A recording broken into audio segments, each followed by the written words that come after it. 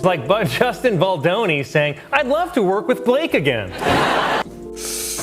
Ooh, and even the audience is like laughing, but like, should we laugh at this given what you did last week? What if a single joke on live television costs someone $80 million? Sounds ridiculous, right? Well, that's exactly what's being alleged in the shocking controversy between Blake Lively and Saturday Night Live. To me, this shows SNL playing its cards of, yeah, they're clearly, they know Blake Lively is crazy. What started as a seemingly harmless segment quickly escalated into an industry-shaking legal battle, one that has dragged in not just Lively, but also Ryan Reynolds, SNL's Colin Jost, and even actor Justin Baldoni. But is Blake really a victim of public humiliation?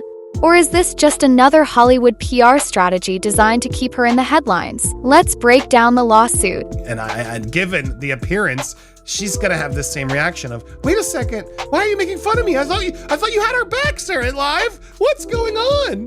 The media firestorm and the fallout that could change careers forever. Blake Lively is reportedly suing Saturday Night Live for a staggering $80 million. The claim? That she was publicly humiliated on live television in a way that damaged her reputation and career. So what exactly happened? During a segment on Weekend Update, host Colin Jost made an offhand joke about Blake Lively's rumored connection to actor Justin Baldoni. What? Listen to Colin crack even before he says it, because he knows this is going to get me in trouble. Which is like Justin Baldoni saying, I'd love to work with Blake again.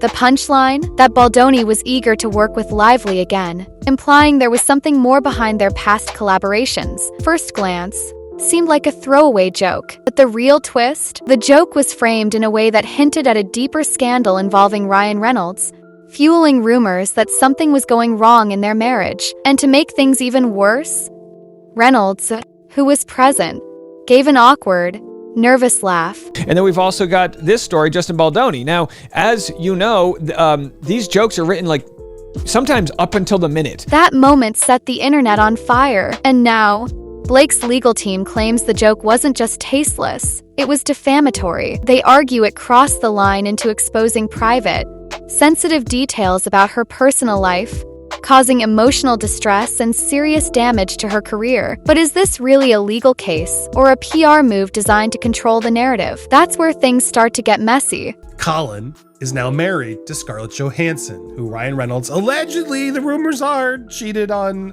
her with Blake Lively. The moment the SNL segment aired, social media exploded. Some fans rushed to Blake's defense, calling the joke invasive and inappropriate. Others dismissed her reaction, pointing out that SNL has always made fun of celebrities and that she should have expected it. Then came the marriage speculation. People dissected Ryan Reynolds' reaction, questioning if his laughter meant he was secretly on SNL's side. Was he laughing at his own wife? Was there actual tension between Blake and Justin Baldoni? Learning more about Blake, her mother, the way she is, the entitlement and selfishness and demands she needs to have in order to have authority. It doesn't surprise me that she has spun this narrative in her favor. The internet wanted answers, and conspiracy theories took over. The situation spiraled out of control. Within hours, hashtags like #JusticeForBlake and #SNLExposed were trending. But was all of this really about a joke? Or was something bigger at play? As backlash mounted, Blake Lively took action. Reports emerged that she had hired a top-tier crisis PR firm, one with alleged ties to intelligence agencies. That's not a typical move for a celebrity upset over a joke. That's the kind of strategic damage control used when someone needs to completely reshape their public image. Yes, she's allowed to have one, but why were you criticizing Justin? So anything Justin does is retaliation? Anytime he defends himself, it's retaliation? Nonsense.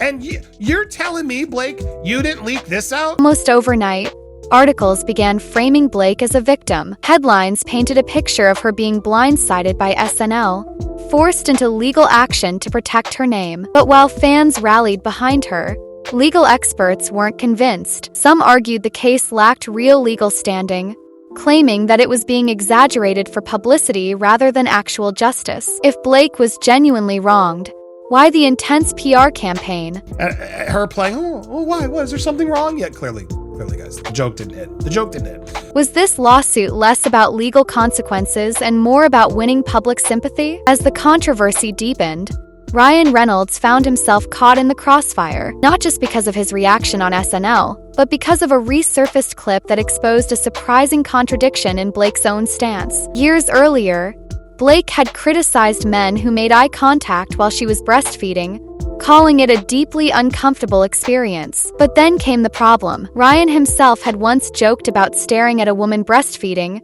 making it seem like a humorous anecdote. The internet wasted no time in pointing out the hypocrisy. How could Blake condemn one situation while Ryan openly laughed about doing the exact same thing? It was a contradiction that damaged Blake's credibility and made her lawsuit seem even more questionable.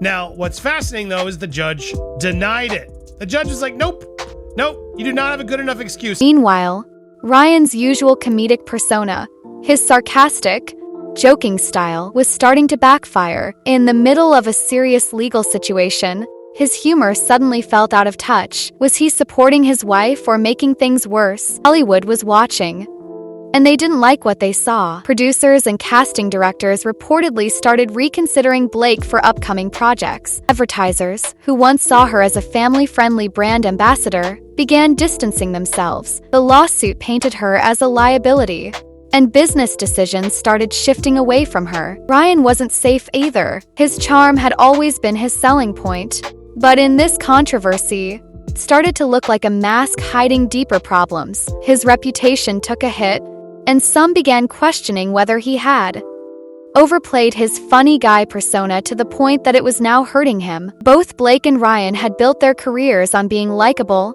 relatable stars, but suddenly, they were at risk of being seen as something worse, controversial. But this lawsuit isn't just about one joke. It's a glimpse into how Hollywood really works. High-profile lawsuits in the entertainment industry are rarely just about legal justice. They're about controlling narratives, shaping public perception, and staying relevant. Some are even used as bargaining chips in larger power struggles within the industry. Blake's decision to bring in crisis PR experts suggests that this lawsuit is more than just about defamation. It's about ensuring her career survives, regardless of the actual legal outcome. And the scariest part? In Hollywood, perception often matters more than the truth. So, after all of this, who really won? Blake Lively might win the PR battle, but she could be losing the trust of Hollywood insiders. SNL, they're thriving. This scandal has only given them more publicity. Ryan Reynolds, he may have thought he could joke his way out of this,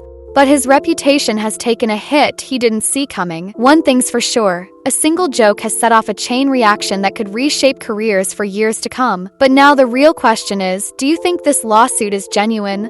Or is Hollywood just playing another game with us? Let me know in the comments. And if you love deep dives into Hollywood scandals, don't forget to like, subscribe, and hit that notification bell. You won't want to miss what's coming next.